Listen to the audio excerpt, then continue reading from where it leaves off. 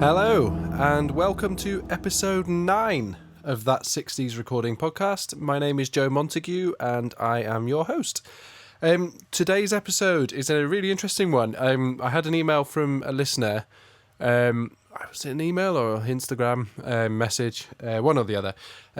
Saying I should get in touch with Gordon Elsmore from the Bootleg Beatles. Gordon was on my radar as somebody I'd like to get on the podcast anyway, and this kind of... made me pull my finger out and message him, basically. I've messaged Gordon a few times over the years. We've never actually met in person. Drummers don't tend to meet. So we were aware of each other already. Obviously, Gordon is the don of Beatles World, of the Ringo world, I should say. He is the Ringo in the Bootleg Beatles. Which is arguably the top job in that industry. He is a wealth of knowledge on Ringo, and somebody who I have a huge amount of respect for. So I hope that you enjoy this conversation. We kind of talk a little bit about his history and how he got to the Bootlegs, and then we just get into some general kind of what do you call it, like common Ringo problems. So things that we've both found tricky, or there's some specific examples of things that that we're not sure of, or that we find interesting, or that we've come across during our sort of Ringo journey. So I think that's what the listener who got in touch with me had in mind, that we would just sort of have a chat and share some common interest sort of stories of being a Ringo. Obviously, Gordon's been doing it a lot longer than I have. Anyway, so I hope you find this interesting. Here he is, Gordon Elsmore. Okay, so I am here on the phone with Gordon Elsmore, who is the drummer, the Ringo in the Bootleg Beatles. And it was actually suggested by a listener that I get Gordon on, although he had been on my radar to get on already, but thought it would be a really cool idea for us to have a conversation. And I know that in sort of the COVID crisis, Gordon's recorded a few videos about Ringo's playing, and I thought that might be of interest to some of you listening. So thanks so much for coming to chat to me, Gordon. That's all right. Yeah, no problem. How you doing? Yeah, all good, thank you. This is strange because we've just done all of the how you doing already. Well, yeah, we've just done 5 minutes of how you doing and chatting anyway, but okay. Yeah. So can you, first of all, just get a bit of, from your perspective, what you do for your living. So if you could just describe sort of your role within the Bootlegs and who the Bootleg Beatles are for anyone. I have a lot of listeners over in America who no doubt will have heard of them, but maybe just be interesting to hear from you. Well, for my role, I dress up and wear makeup and wigs. That's basically what that's what I do. Now, so the Bootleg Beatles are sort of like, I guess by reputation, are the top sort of Beatles tribute band out there, certainly this side of the Atlantic. And I think they were the first tribute band ever. So they go back to about 1979, 1980, and it sort of grew out of a West End show called Beatlemania. And what happened, that was an American show that they were bringing to the West End, and then what became the Bootleg Beatles was basically the cast of that show. But the show finished fairly quickly. It finished within a few months. So they decided that they would go out and remain as a band and do shows. But that was 1980, and of course that's a long time before I think most people had actually even heard of them. I think as sort of the 90s rolled around, and music became sort of like Britpoppy and retro, they found their niche really, and they'd already been pretty well rehearsed and practiced and everything by then. So and they just took off, and then they were sort of supporting Oasis and playing Glastonbury and getting a name. So and that's where a lot of other tribute bands sort of joined the fray really, and started. So that's who the Bootleg Beatles are. And I joined about 4 or 5 years ago. I can't remember anything in this lockdown. I have no idea where we are. But I believe it, 4 years ago now, 4.5 years ago. Let's call it a compromise of 4.5. And that's basically what happened, really. Yeah. Okay. So, And the weird thing is, I think I knew everybody else in the band at that time. It's kind of second generation bootleg Beatles now. mhm. So everybody of the originals has been replaced, although the management were the original. Andre and Neil were original bootleg Beatles, so they manage it now. So yeah, so I'd already played with everybody else in the Bootleg Beatles, but in different bands. We'd all sort of had a history together, and it was weird that we were all in the same place at the same time, really. I Yeah. suppose And that what I do, sorry, what were you asking? What would I do in the band? And I basically, yeah, I play Ringo, so I have to, and like I say, I dress up and wear makeup and all sorts of stuff in order to do that. Yeah. I guess you would describe the Beatles world as being it's quite a small community, isn't it? Really, I call it Beatles World. I don't know if anybody else does, but Yeah, Beatles World. Yeah, yeah. I've heard it all called all sorts of things, and Beatles World is probably the cleanest way of referring to it. Yeah, yes, it's kind of like a spider's web, isn't it? Where everybody knows everybody else, even though they haven't actually all, kind of met everybody. yeah, Everybody knows. It's weird when you're in a conversation when you're trying to find somebody to dep for a gig. You say, "Oh, I know 3 or 4 good Johns or 3 or 4 good Georges," and we'll call them up and, "Oh, where's the gig? Oh, well, that George is going to be closest to that gig," and that's how it works. It's so, I mean, I know bands that have work in just kind of like a name in itself. Really, they're just like a name, but they could be 4 different Georges, 4 different, members at any one time. I think because the music is universal and you either know it or you don't. It's people can just drop into that role at short notice, and so of course the Beatles tribute world is what you might call a bit incestuous, I suppose. They, yeah, everybody knows everybody else. Yeah, yeah. I think I always people are always quite surprised that you can sort of deputize, cover someone's role in a band. I guess they call it subbing in America. yeah, About at the drop of a hat, because everybody knows all of the songs and there's a reasonably standard repertoire between bands, yeah. which makes it easy to do that. That's right. Yeah, I think I mean there's certain discussions about which harmonies people do and what songs people know and stuff. But usually, because the Beatles catalog is so vast, that you're going to be able to put 30 or so songs together to do a show. Um, it would be a little bit more difficult in the bootlegs. I mean, we have a really sort of fairly sort of stable lineup, and I can't remember the last time that anybody was really away. But the problem is with the bootlegs is that there's a lot more sort of technical stuff going on, about in-ear mixes and just technical stuff and obviously the costumes.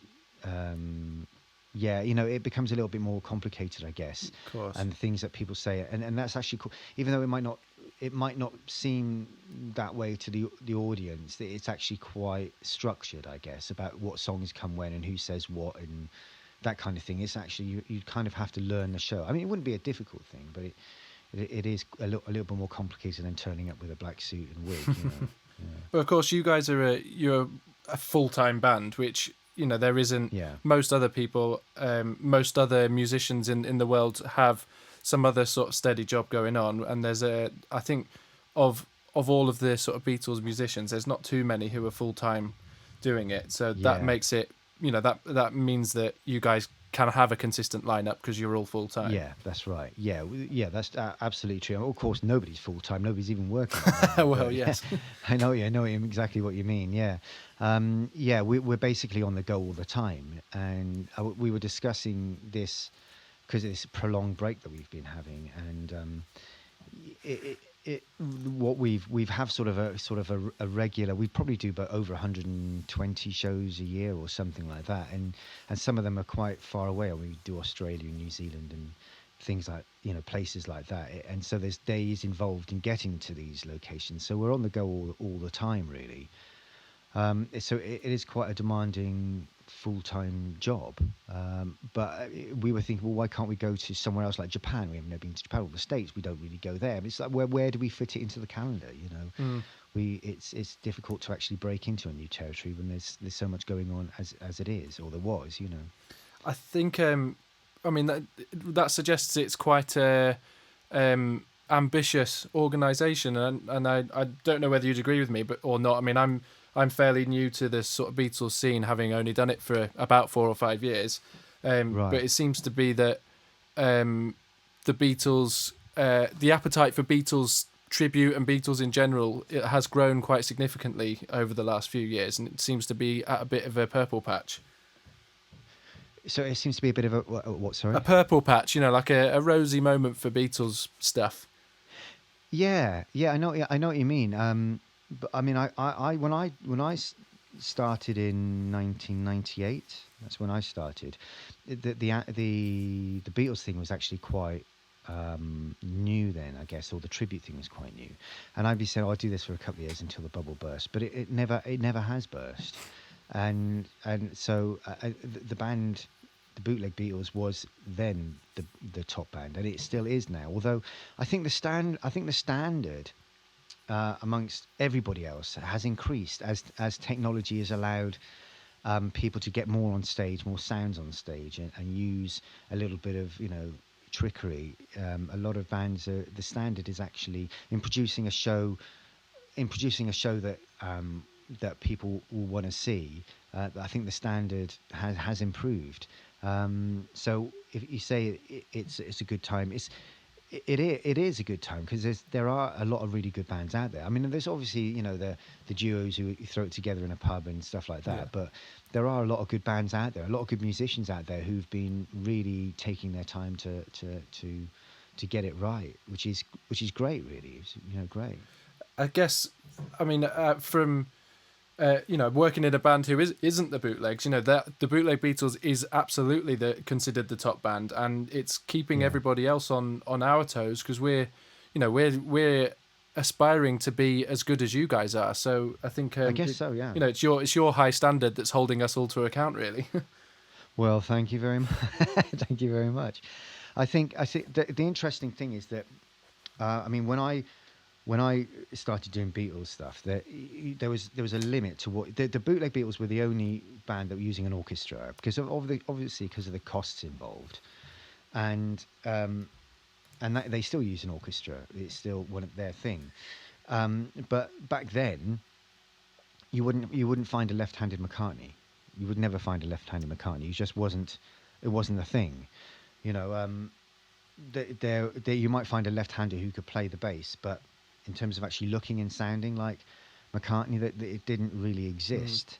But now, I mean, I think Stephen White, who plays our McCartney, might have been the first person to actually be a right-hander that learned how to play it left. May have been the first. I know there's a few who've done that around about that time, but since he's been in the band for about 10 years, I don't think anybody had done it. But now, of course, a lot of bands, have got left-handed McCartneys, or at least have got McCartneys that are attempting to play left-handed, which is really important part of the shape of the Beatles on stage, really.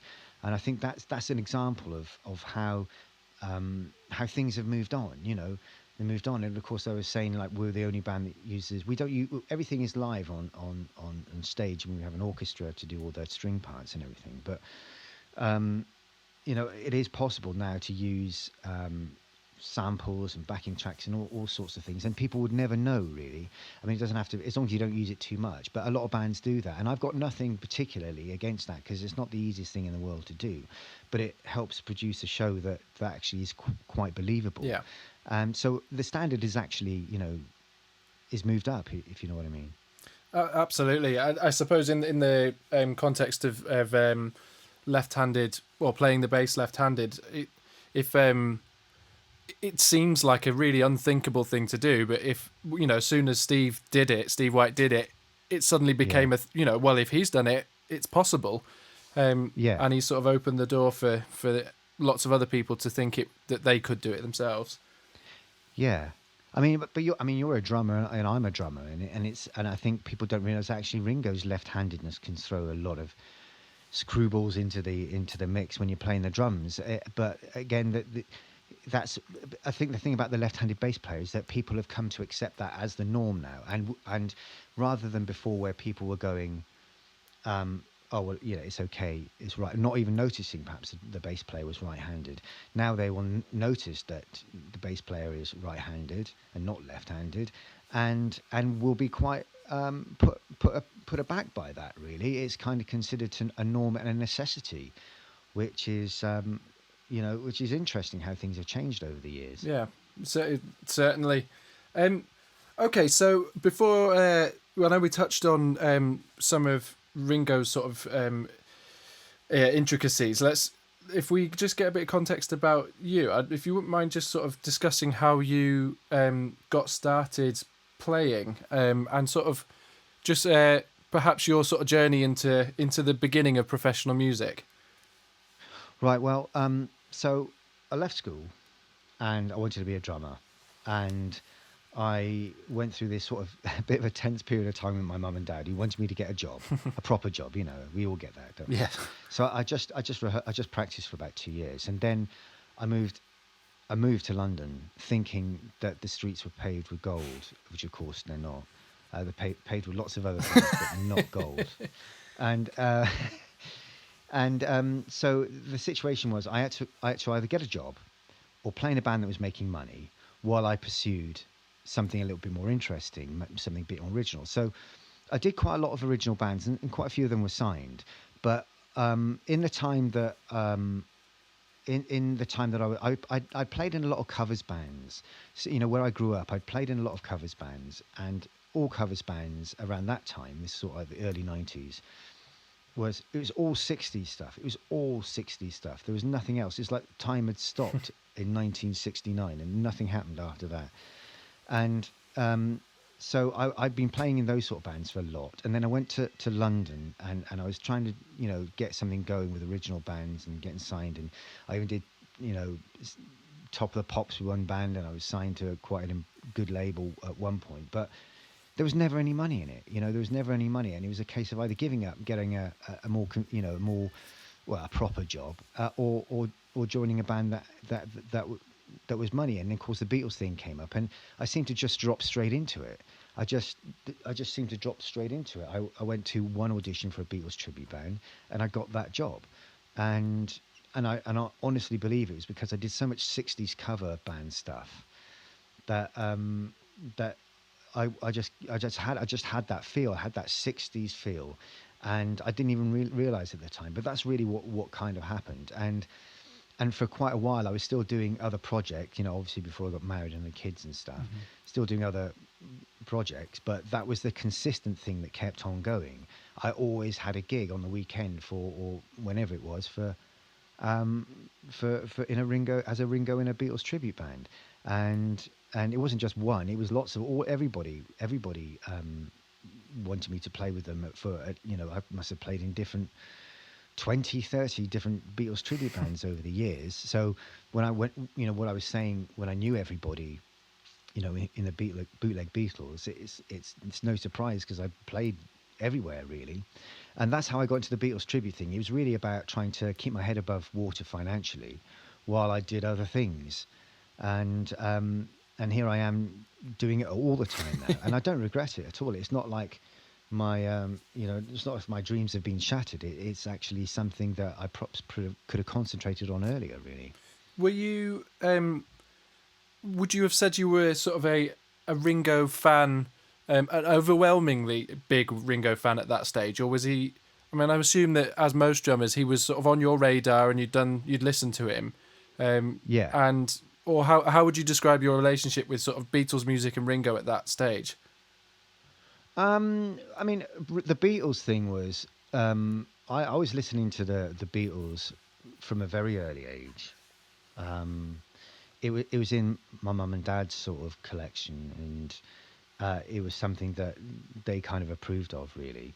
And so I'd listen to the Beatles, and I loved the Beatles. This is sort of before I became a drummer.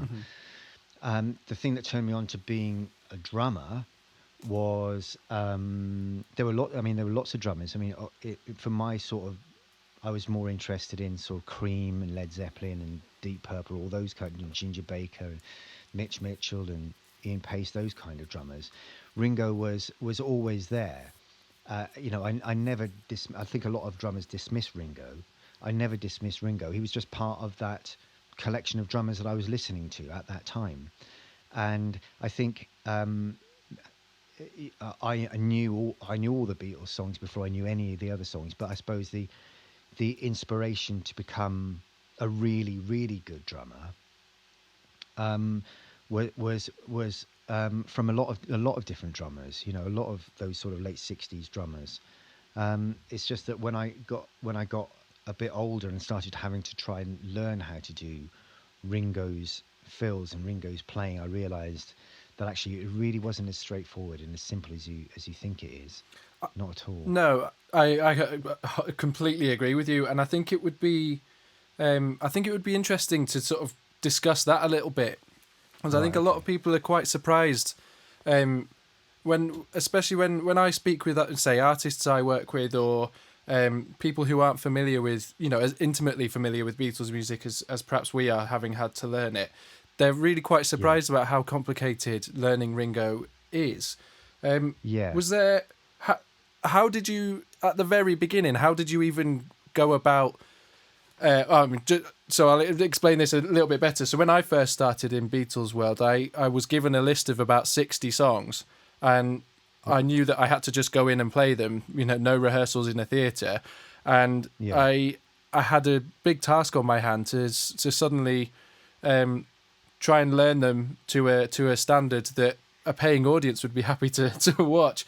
I actually remember watching a lot of videos of you playing, and I'm looking at how you did it. So you were a pretty important part of my Beatles history.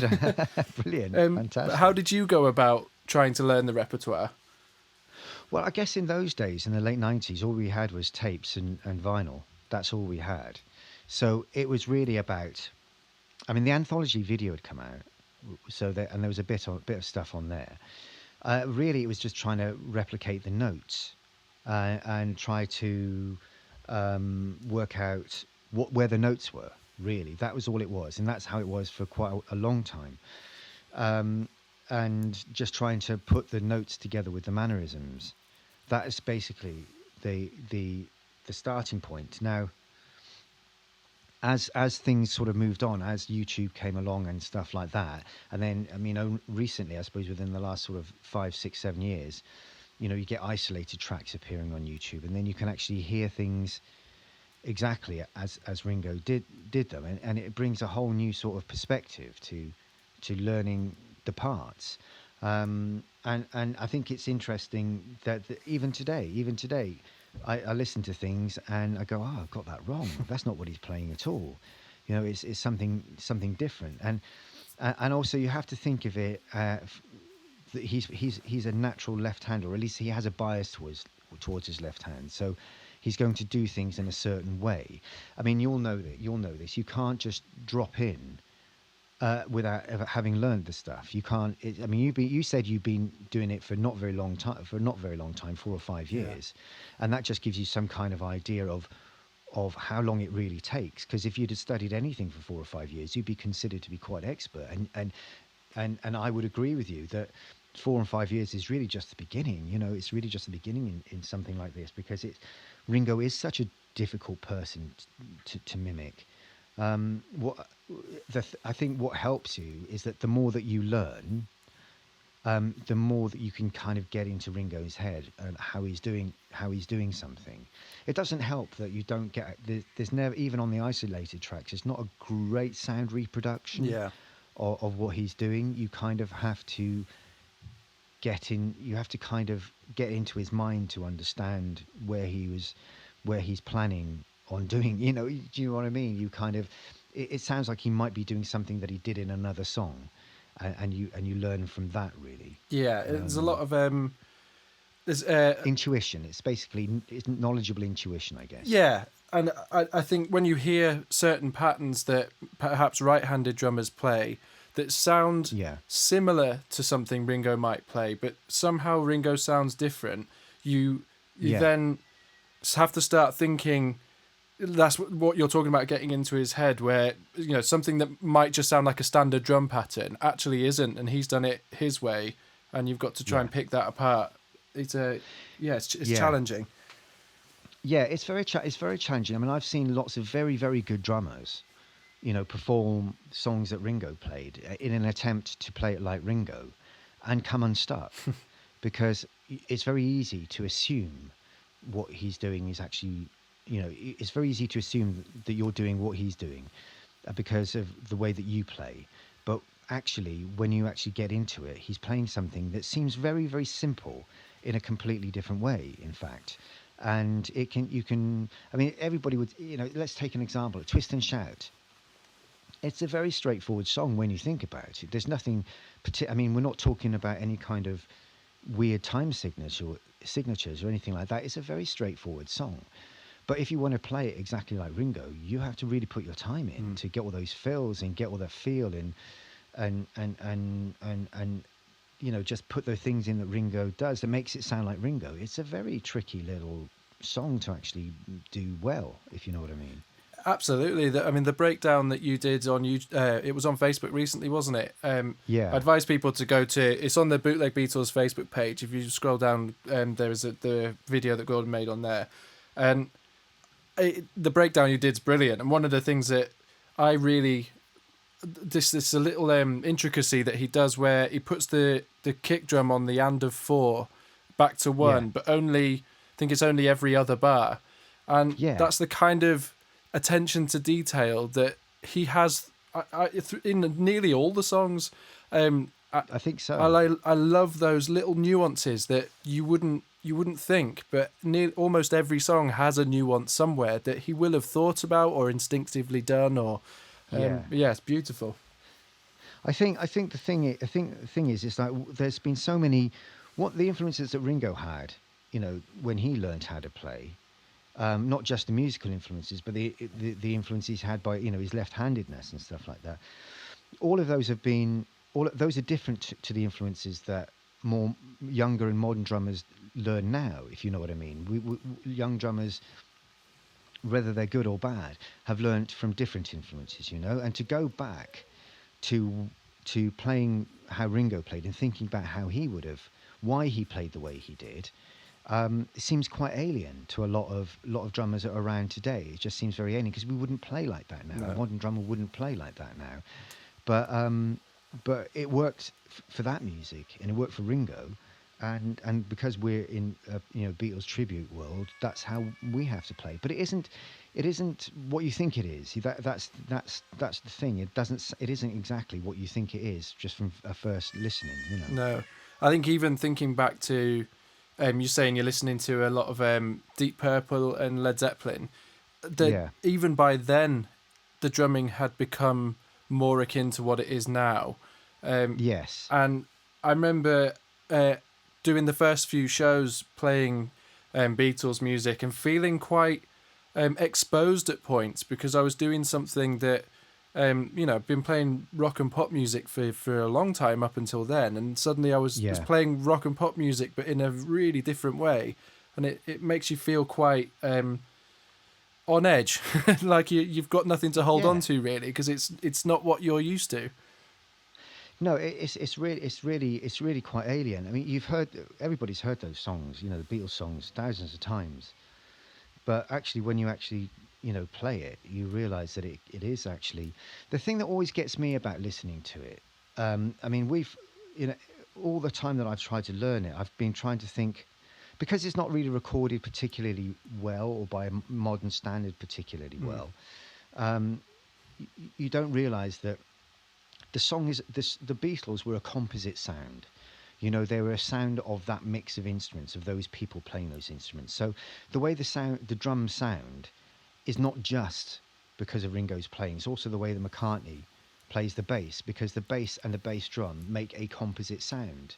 That is the sound of the Beatles. It has to be the Hofner and it has to be Ringo's bass drum, and that is the sound. And sometimes it's difficult to work out who is making the drums sound the way they do. I know that sounds crazy, but sometimes McCartney might be playing a bass note, and it sounds like a bass drum, and sometimes Ringo will be playing the bass drum, it sounds like a bass note. It's like one sound, and then you mix in Lennon's acoustic guitar, and then you've got another dimension. So you have to kind of think of it as a composite sound, of all the instruments playing at the same time makes that particular sound, and you've got to unpick which are the actual bits that Ringo's playing, and it's really hard. Yeah. It's really hard listening to some of the very early things. I mean, there's fills. A good example would be like a fill in From Me to You. You know, it's just that it's the fill is actually a little bit more complicated. Those fills are a little bit more complicated than the mic is actually picked up. The mic hasn't picked up all of the grace notes and all the accidental notes and all the bits and pieces in between, you know, so it's actually quite a fast fill. But when it gets picked up, it's only really the accents that are picked up, and it took me years to understand that, and how much or how little Ringo is playing the bass drum when you've got McCartney thumping away is actually really difficult. It's So, really challenging. you have to, Yeah. yeah, it's really challenging to hear, you know, what is actually going on here. And then a number of times I said, well, is that a snare drum or is that an acoustic guitar? Is that a bass? Is that a bass drum? What's going on? And it's only when you get it right and you're playing with somebody who plays bass who's getting it right, the sound is there. The sound suddenly emerges and you think, ah. And more often than not, it's not as complicated as you think, but sometimes it can be really, really, really weird. It's just weird. They just had a very, very innovative way of playing, I think. Absolutely. Another example that springs to my mind is Taxman. Yeah. I've always thought it's never been clear in my mind whether the kick drum's going boom gat but gat, or the bass is playing that little skip note. Because do you know what? I'm none the wiser either, because I've had that thought exactly. Is that in isolated tracks I've heard just a simple bass drum part, and it's the McCartney who's doing the da-dum-dum thing. But I'm not sure. I'm really not sure. I don't know. So I can't help you because I'm in the same boat as you. But it highlights the point that that's one of the things that I love, that, you know, what are we on now, 50 odd years later, and we're still here having a conversation about it. Nobody's worked it out yet. And I think that that's one of the amazing things about the Beatles music, that because of those mixes and because of that sound, we can just sit and talk about it, and there never will be a right answer. It just is what it was. No, I mean, it's even. I think it's. I mean, you know, people know that Ringo's left-handed, but if you ask Ringo how does that, you know, how did that affect his playing? To be honest, he wouldn't be able to tell you how that affected his playing. And I've seen lots of other drummers try to explain how it affected his playing, and nobody's ever come up with a good answer. You just have to unpick it yourself, and you have your own way of thinking about it. You know, so when you go, nobody will be able to give an answer to some of those questions, because not even the Beatles themselves can remember, you know, and they never have been able to. I mean, as soon as they walked out the studio after they'd recorded these things, it probably just got consigned to their mental dustbin, and they never thought about it again. Yeah, I think you're probably right. Was it? How did you find? I mean, you might not even think about it now, but I remember it being a particular challenge for me, having to get out of the mentality of leading with my right hand on fills. And if I'm honest, at the start, I would lead with my left on the fills that absolutely necessitated it, and I'd lead with my right on any that I could get away with. And I've slowly had to retrain myself to always lead with my left hand. Was it a sort of a reasonably big change for you, or how did you find it? Well, the way I did it was that I learnt straight away everything left-handed, or everything that had to be led with my left hand. I sort of learnt with my left hand, and I can't do it right-handed now. so I never gave myself the option of being able to do it right-handed. Although now you said that, I think there are probably a few things that I probably got wrong, and I do a bit right-handed, and probably I don't think about it that much. Although I'm always trying to, and I'm always trying to improve on what I am doing, making sure that it is the right way. And certainly when we do Abbey Road, for instance, I mean, we recently did like the whole And in the End show, which was the one we did with Abbey Road and Let It Be, with the Royal Liverpool Philharmonic Orchestra. When I had to learn all those parts on Abbey Road, there's simply no way you can get away with fudging it. There's no way you can fudge anything. No. You have to do it exactly the way it's played, because you just do. Because if you think about it, if you're sitting behind a drum kit, if you start to fill on your right hand, if you start hitting that 12-inch tom with your right hand, if the next tom is the 13-inch one to your right, and Ringo is, your hand is in the wrong Yeah. place, if you know what I mean. Yeah. Your hand is in the wrong place, and you're not going to be able to get to it. So you have to hit that 12-inch tom with your left hand. You have to, because the next one is going to be to your right, and that is Abbey Road all the way through. All the way through, he always starts on his left hand, and then moves down to his next tom. So you can't get away with starting on your right at any point. You just can't. No. You can't do it. You know. Okay, so that's what I was going to ask. You just mentioned about these orchestras. I mean, what was that like playing that album through? Or you did it with Peppers as well a few years ago, I think. And Yeah, that's right. I mean, that must have been an unbelievable experience playing with that weight behind you all. It's a very it takes some time getting used to. I'll be honest with you. It really takes some time getting used to, because although I have I mean, we use the in-ear monitors, so I can have anything that I want in my mix. Yeah. But it seems more natural to have everything in. Yeah. So you can hear the record, in your head. You can kind of mentally compare it to what's going on. You can hear all the little changes. You can just hold on to it a bit better when you can hear everything. That's not everybody's choice, but I chose to hear everything, including the orchestra, which I'm not sure if that was a good idea or a bad idea. But it was great listening to it. But orchestras don't play like bands. No. And they don't play like bands with drummers that are trying to keep in time. But they move like the sea. It's a very movable tempo that they have. That's their natural sort of coming and going sort of sound. And also they're following in a conductor who's trying to follow me. So they're so trained to and rightly, watch the conductor for movement. It's almost like a second-hand kind of tempo as well.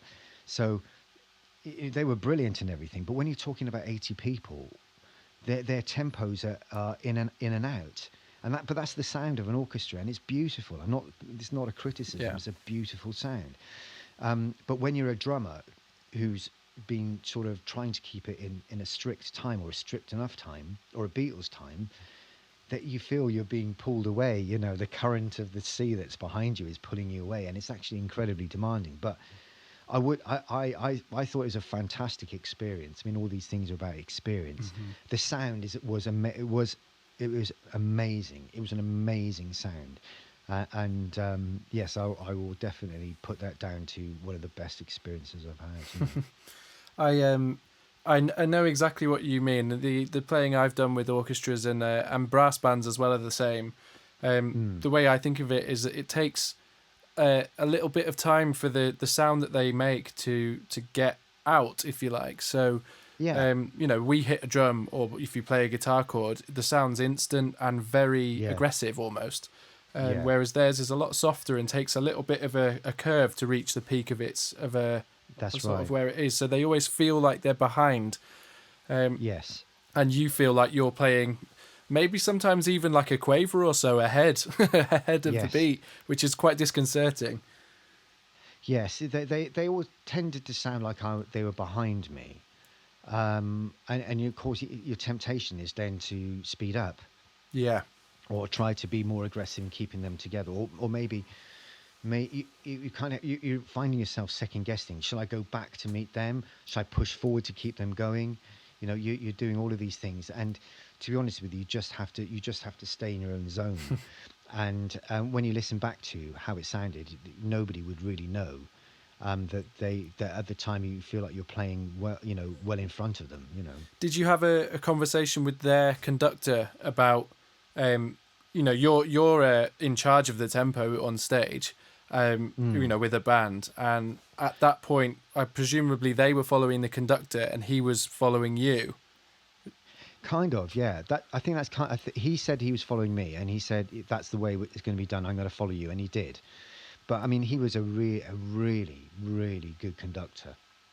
Richard Belcom, I think that was his name. Okay. Yeah, and he was a fantastic conductor, and he had this knack of playing slightly ahead. Okay. He could get slightly ahead of me, which was a little bit distracting in the corner of my eye. But he was really getting ahead of me, in order to compensate for this orchestra being behind the beat, and and that's how he got around it. And I tell you what, it takes some doing to be able to do that. To think slightly ahead. I don't even know if he realised he was doing it, but he was definitely moving stuff forward, which was fantastic. So it took a bit of pressure off me. Yeah. Um, what in your shows in general? Do Yeah. you have a set show, or do you sort of chop and change the set list? Depending on how you guys are feeling, or how does it work in terms of what eras you decide to play? It's well, we tend to we have several different shows really. When we're on tour, we're doing like the Christmas tour or the Easter tour. That is usually celebrating some kind of point in the Beatles' career. So last year it was Abbey Road, so it was Abbey Road heavy, but it's the same set for for the Christmas UK tour, Christmas Easter tour, and anything we do in Australia. That's the same set. That's the same set. Okay. And same costume changes, and we do that the same every night. But we do other shows as well, which are like festival shows, or we do more sort of corporate shows where we have a different kind of set and a different kind of show. So it's not. I would say 80% of the time it's exactly the same for that year, for that sort of touring cycle. Yeah. And then the following year, I mean, like when we get back onto it, we'll be into another cycle. We'll be into the Let It Be thing. So we'll be doing a different show again, but that will be our show for that year, and then we'll change it. We're in kind of a good decade, aren't we? Of it's 50-year anniversaries for everything. Yeah. I suppose in the next decade it'll be 60 years of everything. Yeah, I know. Yeah. Do you have, when the show changes, does the band have much input in the repertoire, the new repertoire that gets added, or is that mostly sort of discussion between the original cast? We all discuss it, really. I think we all discuss it. I mean, Andre Barrow, who was the old George, or is more of a sort of musical director now, and he sort of has the main say, and we sort of kick it around, really. But we tend to all agree about what we want to do. There's not really any sort of complaints about what happens. Yeah. I mean, to be honest with you, if it's down to me, I don't mind doing any of the Beatles songs. There's not much there that I don't really want to do. I mean, you have to be considerate, of course, of whether certain things work live. I mean, we've had songs that we thought would really work, but they never really quite hit the spot live. I mean, you all know this, that when you're putting a set together, you've got two problems. First of all, the first half of the show, that's all John Lennon. It's all the early stuff, that's John. Yeah. It's all John. And then the second half of the show, that's all Paul. And then, of course, as you get into the sort of the later era of the Beatles, you've got the pace sort of stops, really. Apart from maybe Revolution and Get Back, everything is quite pedestrian. There's not a great deal of, kicker, really solid rock songs there that have got any sort of speed, really. So you have to find ways of making those things work. I mean, Hey Jude has always got it. You can't get rid of Hey Jude. Hey Jude has got to be in the set. Yeah. It's all got to be in the set. But you also got Long and Winding Road. You've also got Let It Be. So you're into this sort of problem where you've got not a great deal of pace in the back end of the set, and is that a great way to end a show? I mean, that's always open for debate. Always open for debate. So that when we do an encore, it has to be something like Birthday, or I don't know, or maybe one of the early songs, Long Tall Sally or something like that. But those are the issues with sets. You just have to balance the vocals, which is hard. A bit of John, a bit of Paul, a bit of Ringo, a bit of George. But not all just one singer, because that's insane to do 30 shows in a tour with that sort of system. And you have to be aware of the pace of the show as it moves through the eras. I think that'll be interesting for a lot of people to hear. I mean, I'm sure you guys, we get it in our band. We get people asking for very, I guess you'd call it like niche songs. very Yeah. specific songs. But there's a lot to take into account when writing a set. You know, the vast majority of the audience won't be absolute Beatles nerds like we all are. No, You know, that's right. they'll be familiar with the sort of red and blue albums and well, the Yeah. sort of the stuff that's on those albums, and that's what they'll expect to hear. So, you know, they might be feel shortchanged. Absolutely, and also you've got this the situation in which there are just so many Beatles songs. You know, when there are how many 200 Beatles songs, Something like that, yeah. or 250. So you can't do everything, and you can't get rid of She Loves You or Hey Jude or I Want to Hold Your Hand or Hard Day's Night or Can't Buy Me Love. You can't get rid of them. You have to do them. You can't say to somebody, well, we'll do She Said, but we have to get rid of Hard Day's Night. You know, what do you get rid of in order to do those rather than what you call niche songs, which is a good way of describing them. They're sort of songs that might mean something to a few people, but not to the general masses, you know, the general public, really. Yeah. I love going off piste. I love doing, you know, Hey Bulldog or something like that, or She Said or Rain, but you do have to take other songs out of the set, you know, and especially when you're doing a sort of a, you know, a tribute to a particular album. I mean, when you're doing Abbey Road, you can't do Sergeant Pepper. Do you know what I mean? You only have 2 hours to cover the ground, and that's just not enough time. Not enough time. It's the sort of the beauty of the Beatles, isn't it? You could probably play 4 hours, you know, 4 sets, and still not have covered it all. You could play 4 weeks. You could. You know, it does feel like that sometimes. So that's really where the discussion about sets comes in, because you're thinking, well, yeah, okay, we'll do Martha My Dear, but you know, as a White Album song, what about Helter Skelter? Or, you know, this White Album, for instance, that was a nightmare to work out, because there are so many songs on the White Album.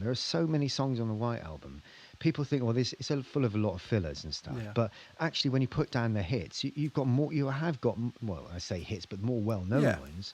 You've got more songs there than any other album. So, what do you turn out? You know, it's very difficult. I mean, it's very difficult. the way. And am I right in thinking that you opened Let It Be on the West End? I did do Let It Be at the West End, yeah, for 6-8 months or something like that when it started, yeah. Yeah, so that show, I mean, I was involved with that last year, and I know that the way that oh right, okay, brilliant. they dealt with it was by shortening a lot of the tunes, which I don't know whether the audience will have, you know, how intimately they sort of know the songs, but you know, I'm sort of on the fence with that. I like the idea that they managed to fit a lot more into the show, but it's at the expense of sort of maybe musical integrity. I don't want to be too scathing about it, but yeah, I know what you mean. There's 2 camps really. I'm not particularly picky one way or the other, but I know what you mean. I know what you mean. It is a bit. We don't really shorten songs. We have done. We have shortened. There's only 2 songs we've shortened. There's Ticket to Ride, and I think we shortened Rock and Roll Music. I think we did that, and that was really just so that we could keep the show in, you know, on track at a particular point. Yeah, it was more. It was a sort of a. It was a kind of. It was just kind of a tactic really, but generally we don't shorten the songs, and I think that's kind of more. I prefer not to shorten songs because they're so short already. They're so short already. You know, some of these are like 1.5 minutes. It's like once you've taken a little bit out, you're under a minute, and it's kind of once you started, you're stopping, and it's a little bit distracting, I think. Yeah, but, well, I agree. Interestingly enough, you may or may not be interested to know, but I actually own the snare drum that you used on the West End. Oh, really? Yeah, I bought it from a chapel. Was that the one it was a rewrapped one, wasn't it? Or was it? That's right. Yeah, it was a nice snare drum. It's beautiful. I was on eBay. It's got a new cover on it now. It's like a sort of maple grain type covering, right? And it was on for 300 quid, which I thought, you know, like it's 1969 Jazz Festival, which should be going for 550. I was thinking, why is it only 300 quid?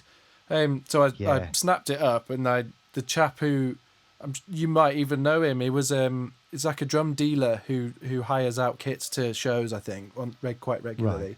And Right. he'd taken it back off the West End and rewrapped it for a client for something else. And I Right. think because it wasn't an original wrap, that's why it was so cheap. Right. But it's an absolutely stunning drum. I'm They're lovely. Those jazz festivals are great. They're really great. Yeah. Brilliant. Yeah. Right. So have you got an era that you prefer playing more than the others? Not really. Not really. If I'm being brutally honest, I don't really want to play Long and Winding Road again. It's fun. You'll find this as a Ringo. There are songs that you just love listening to. You'd be in the audience and you love listening to it all day long. And Long and Winding Road is one of those songs that I love listening to. I love listening to that era, but I don't want to play it No. because from a drummer's point of view, there's not much going on. It's a bit dull. It's not a great performance. And then there's songs which I adore playing that I'm not really that bothered about listening to. Really, I guess like "Hello Goodbye" is a song that I love listening to and I love playing, and all of that sort of mid period, that kind of "Strawberry Fields Forever," "Hello Goodbye," "Penny Lane." Love all that, and it's got all the orchestra in it as well. I love all that, but I love all the early stuff as well. I think towards the end, when it becomes a little bit like Ringo is a little bit maybe fed up, or he's not being asked to do too much, or he's doing, I don't know. That's the bit that I'm not really that worried about, Yeah. to be honest. Yeah. I do love "Hello Goodbye" is probably when I get asked what's my favourite song to play. I think "Hello Goodbye" is up there. The fills in throughout that tune are just it's like a little a little masterpiece within a song. I love it. Yeah, it's great. And they're "Hello Goodbye." There are two tricky little, 4 bar or eight bar drum fill patterns Yeah. things going on there that I don't think people notice, but that's tricky. Some of those things in there are tricky in "Hello Goodbye." I think also about Ringo's playing, going back to Ringo's playing, is that when you actually listen to a Beatles songs, you're not aware really of the very subtle sort of time signature changes and the subtle pattern changes and feel changes. And it's really hard for a drummer to go from one kind of time signature or one kind of feel into another without speeding up or slowing down. Absolutely. Yeah. So like we can work it out. I think there's probably about, is it 3 different time signatures in there, or it feels like there is. Yeah. And yeah, I mean, there's loads of. I Feel Fine as well. There's another one. That was one I was just about to bring up. That's probably the song that I've struggled with, or I did. I mean, I guess the struggle never stops, does it? But because you're constantly trying to improve. But that's the one tune that I've had to work really hard at to try and get right. Yeah, It's that's a particularly difficult one to make sound right live. Yeah. If you know what I mean, because he's only sort of tapping the drums and he's using rim shot. Oh, the discussions I've had with sound engineers where I've gone, I think it's rim shot, and they're going, well, if you do rim shot, it doesn't really count. So you end up having to really hit this snare, and of course, which is what he did live. But to actually get that sound on stage is very, very hard. How do you find? I suppose every sort of Ringo's different about this.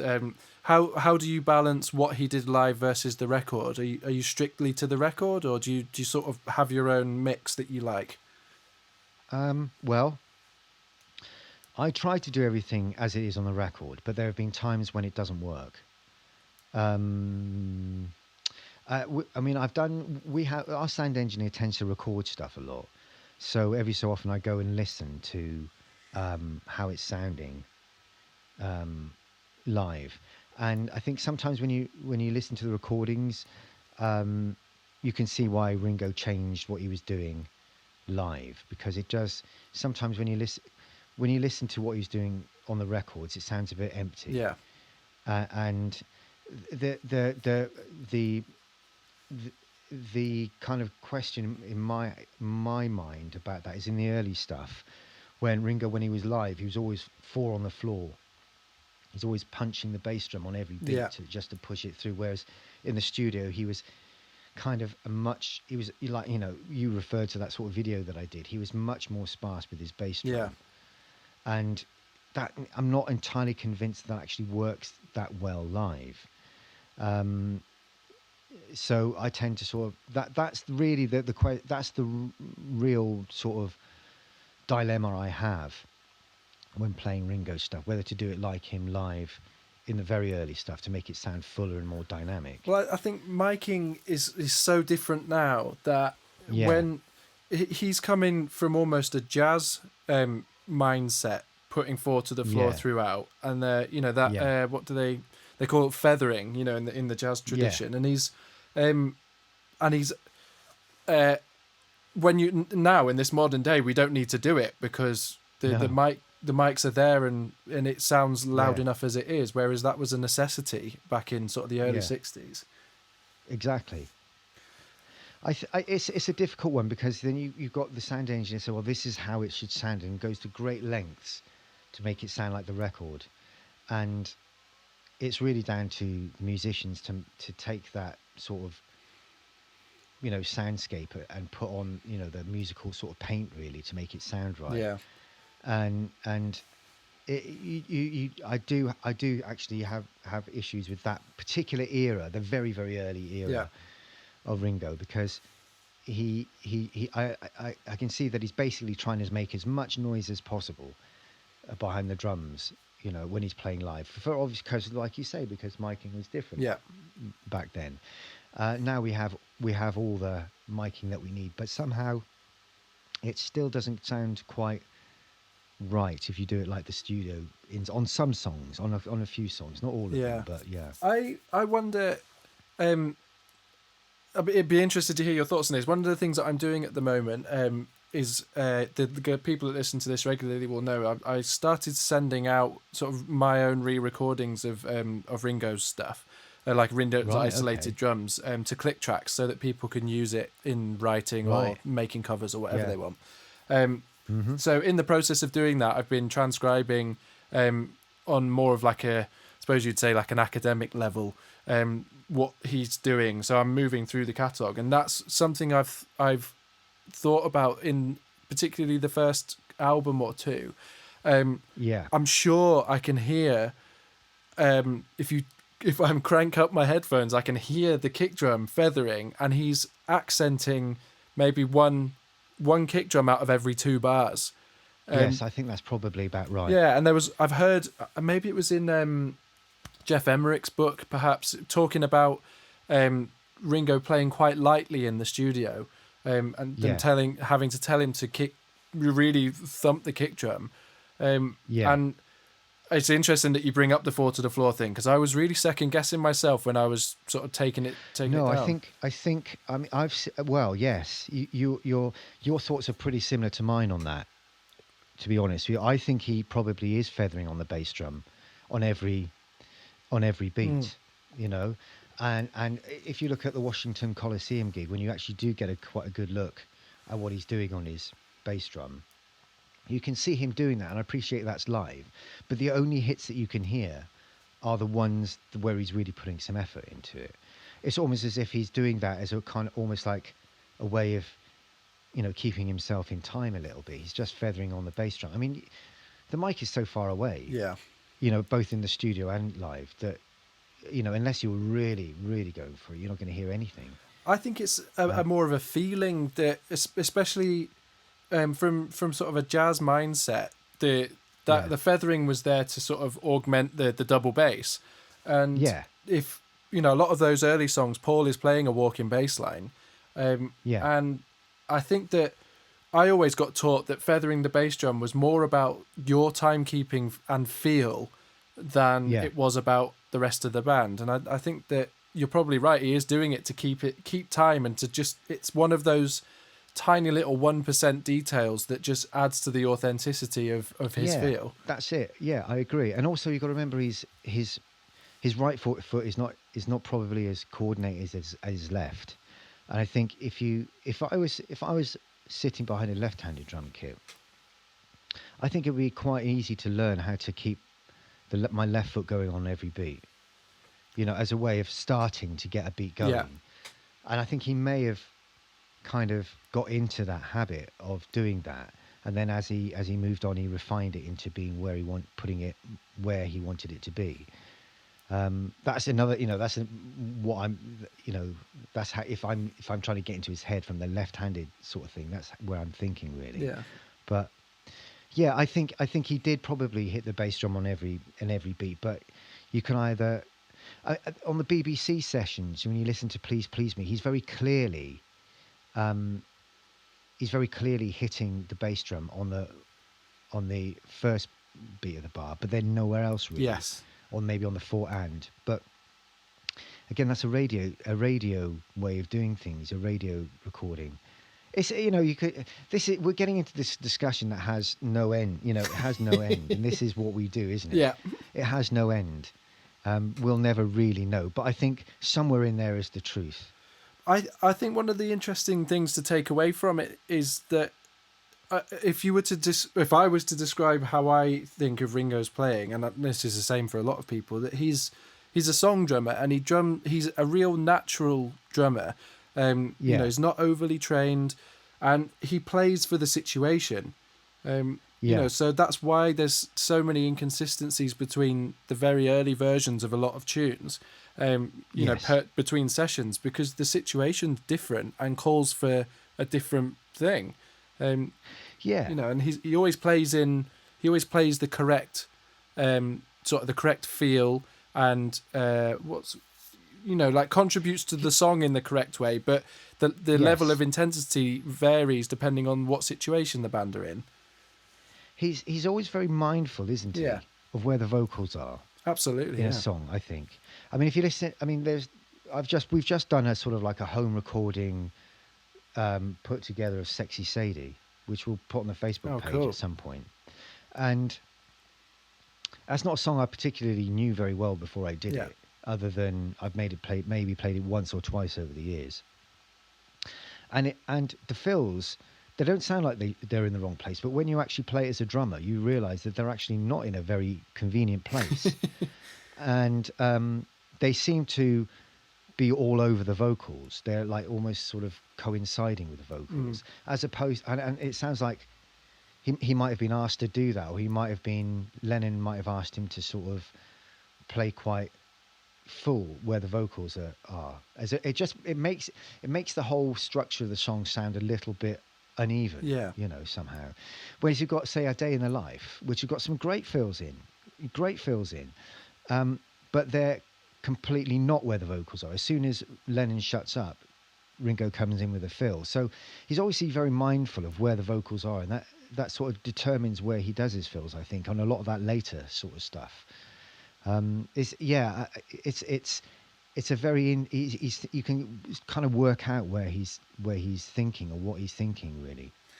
It is really interesting that, especially on some of the later songs, I just had a discussion about She Said with somebody, talking. They asked me about that sort of almost.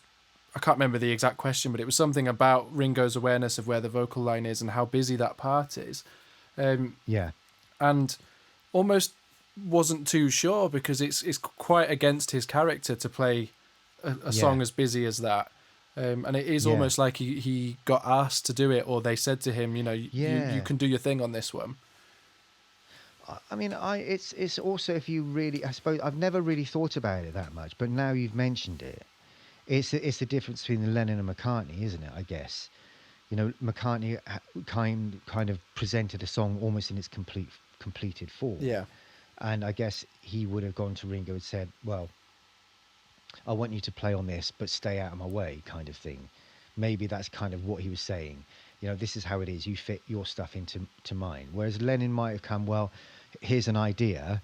I don't like my voice, which is John didn't like his voice. Can you throw more stuff into it so it kind of covers my tracks a little bit? Maybe that was what was going on. But certainly when you're talking about Rain, She Said, Sexy Sadie I've just mentioned, it does almost look like Ringo is putting stuff in there to cover up something else, which may have been Lennon's voice, which is a terrible shame because he's an amazing voice. But I don't think Lennon was particularly keen on it. I think he might have been asking Ringo to muddy the waters a little bit. Perhaps you're right. That's another thing I hadn't really thought of. Yeah. I I have to say I'm really enjoying speaking to you, and I'm sure that we might do this again, because I feel like we could talk for another hour or two at Yeah, least. I know. Yeah. So I might put this out to sort of people who are listening to see if they've got questions. And we'll maybe do an episode where we sort of discuss a bit more about this kind of stuff. Okay. Yeah, that'd be great. And just so before we wrap up, what's obviously nothing at the moment, but what's your plans with the bootlegs for when we can all sort of get back up and running? How are you dealing with reopening? Well, there's a plan, but it's not a sort of set in stone plan because we really don't know what's happening. We don't know. I mean, none of the Bootleg Beatles or any bands. I mean, you'll know, nobody really knows what's going on. The plan is to try and, we've got a couple of shows. I wish I'd remembered where they were because I can't remember. We've got a couple of shows next month, but they're sort of booked in, penciled in, and we're hoping to do that then. But we're meant to be going to Australia. Those shows are on sale now, and as far as we know, they're still going ahead. But we don't know. We don't know what the situation in Australia is going to be in October, November. Mm-hmm. We're still positive that we're going to be playing the Christmas tour, which we do every year in the UK. But again, we can't say we can't say for absolute certainty that we're going to do that. But it looks like we probably are going to do it. So I'm certainly hoping that we will both go to Australia and do the Christmas tour. And I think hopefully, I mean, what we now July, August. Yeah. I would have thought that the Christmas tour would be the one that we would definitely do. Yeah. And that's going to be a brilliant tour, I think, because I think everybody's going to be so fed up with everything that the Bootleg Beatles Christmas tour will be just what they need. Yeah, a big release, release of tension for all this. I think I think everybody feels that it's coming to an end somehow. The whole COVID thing is coming to an end, and I think theatres will probably will be able to open soon, definitely. How was slightly moving off track here, but how have you found? I know as a musician, I've found it particularly difficult going from a very sort of hectic touring schedule to nothing. It's been a huge shock to the system. How have you found it?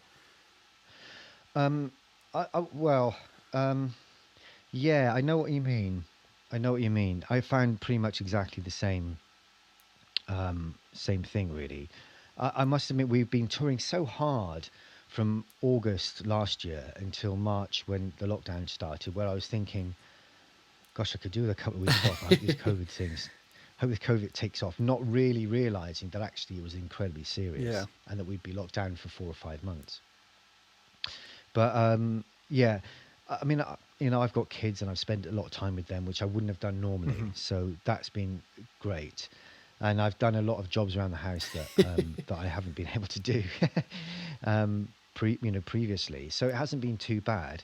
But I think every musician needs to feel that that their vocation is still alive and well, if you know what I mean. Oh, yeah. If there's you can't really. It's difficult maintaining your sense of identity when you're not being able to do what you have done for so many years.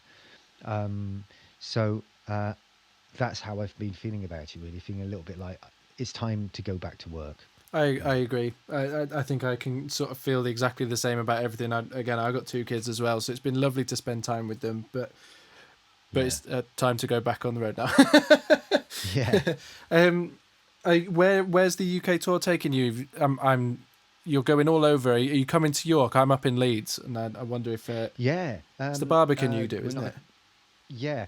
To be honest with you, I don't know. York is something that we tend to do sort of in the springtime. So when we come to York, we'll definitely be close to you in the springtime. The thing is, so many gigs have been postponed that they're all over the place next year. Next year we'll be touring all of the time. We'll be playing all of the time, and I can't remember in which order everything has been placed. But I would send people to the bootlegbeatles.com date sheet to find out where we're playing. I'll put a link to that on the show Yeah. notes of this, so wherever they're listening to it, I'll Yeah. make sure that I link it to your guys' Yeah. website. Yeah, brilliant. Thanks very much. I think from December we'll be out and about as normal. I think is the thing. Yeah. Great. Well, Australia. Yeah, Australia. November will be in Australia in November. Yeah. Oh, of course. How? Last question. I'm very conscious I'm taking up a lot of your time. Again, like I say, I feel like we could just chat for ages about stuff. That's all right. What's the reaction? Is there a difference in reaction in Australia than in the UK? Not really. No. I don't think I don't think there is a difference. I think they're exactly the same. I suppose Australia has a a bit of a relationship with the Beatles generally because they toured a lot down there. Yes, I know. Yeah, they certainly played in all the sort of places where we play, and the reaction we get is really good. We've been playing even in the smaller places. We tend to have the same sort of venues every year, so we have a following down under of people that come to see us, and it's a strange place. I don't know if you've ever been to Australia. I haven't. But it's strange in that you've travelled so far across the other side of the world. You go through some of the most exotic places on Earth, and then you go to Australia, and it's kind of a little bit like almost like a parallel universe. In that it's exactly the same but different. If you know what I mean. If you go to Perth and then you open your eyes and somebody asks you, are you in the UK or are you in Australia? Might take you a little while to work that one out. And that's not being derogatory at all. It's just that's kind of the way it is. Yeah. They have a very similar kind of outlook on life. They have their own unique identity, obviously, and the weather's completely different, and a lot of things are completely different. But when it comes to actual doing shows and performance and people coming out to see you, it's very similar, I think. Interesting. Thank you so much for taking the time to speak to me. That's all right, Joe. That's great. And I hope that everybody's enjoyed listening to it. And if you're up for it, I think it would be quite a nice idea to take some listener questions about sort of drumming, because I know that's something. I think I imagine that a lot of the listeners to this are artists, and I know that drumming is a bit of a sort of a mysterious thing for a lot of artists. And I think that.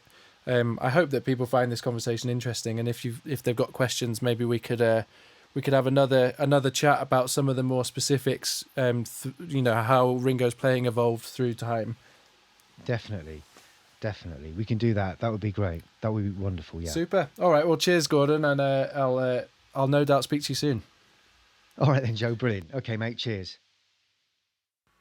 So there we have it, Gordon Elsmore. As usual, I hope that you enjoyed listening to that conversation as much as I enjoyed having it. Gordon's such a lovely fellow, and we could just chat for ages. There's so much that I can learn from him, and it's so nice to speak to somebody who's had similar experiences of having to learn the Beatles catalogue like we have. So yeah, I hope you found that interesting. You may be pleased to know that that's the last of the sort of drum series, I suppose, if you like. It's been a little mini drum series. I guess this podcast will always have a slight weighting towards drums, just because that's what I do, and that's what I know about best. So anyway. Yes. What I was going to say was I would really like to get Gordon back on for a question and answer episode. I know from my Instagram feed that people have just sort of general questions. I mean, I've got questions, as you heard in that episode, and Gordon has too. They're all questions about stuff that happened, Ringo things, and questions about drum sounds and that kind of stuff. So I think a question and answer episode with him, or even just about his experiences in the Bootlegs, you might be interested in that. So I think I'd like to do that, probably happen early September or something like that. I'll put a call out on my Instagram, which is @allyouneedisdrums, for questions, and then we'll set up another phone call like that in response to the questions. I think that will make a really interesting episode, so look out for that. The next week, I am talking to David Hood, who is the bass player of the famous Muscle Shoals rhythm section. Another, just like an absolute legend of recording. He is a incredibly sweet chap, and it was just amazing to get to speak to him. So yeah, that's what's coming up next week. As usual, you can get in touch with me, Joe at All You Need Is Drums, or you can go to my website, allyouneedisdrums.com, for any information on the stems that I send out, the Beatles stems. There's a full archive up there, or for information about the sessions that I do. Feel free to contact me if you've got feedback for the podcast, or you want to suggest anybody that I should speak to. As this episode attests to, I love getting feedback, and I am more than ready to act on the feedback that I get given.